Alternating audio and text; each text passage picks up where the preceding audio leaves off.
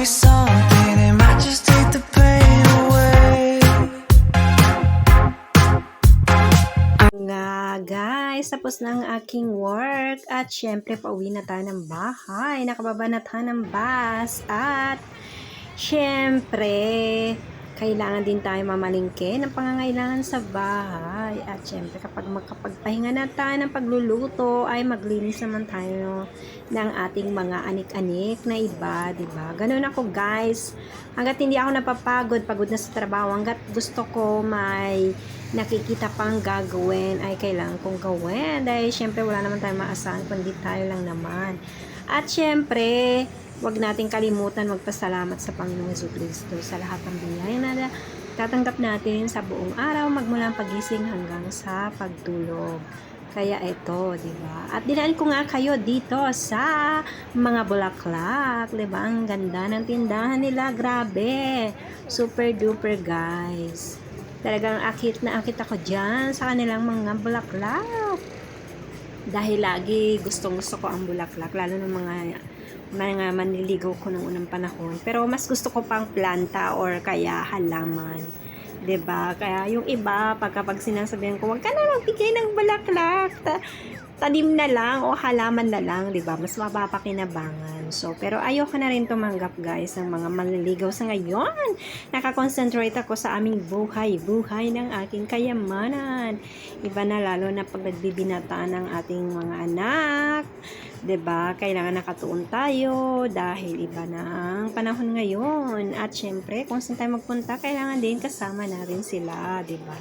So ito na nga, tanalangin ako ng buong buo panalangin mula sa puso. Siyempre, kasama ang buong pamilya ko at kasama na rin ang aking mga hipag, bayaw, mga pamangkin at siyempre, hindi mawawala ang aking maming at ang aking anak at syempre ang mga yumao kong mga mahal sa buhay at syempre kayo na rin mga kaibigan ko, mga naglalalab sa akin magmula sa Facebook at sa dito sa YouTube at mga kaibigan ko, mga nagmamahal sa akin, mga nagpapahalaga sa amin, guys. So salamat talaga sa inyo, 'di ba? At eto na nga, at pupunta ako sa tindahan at ako may bibilhin.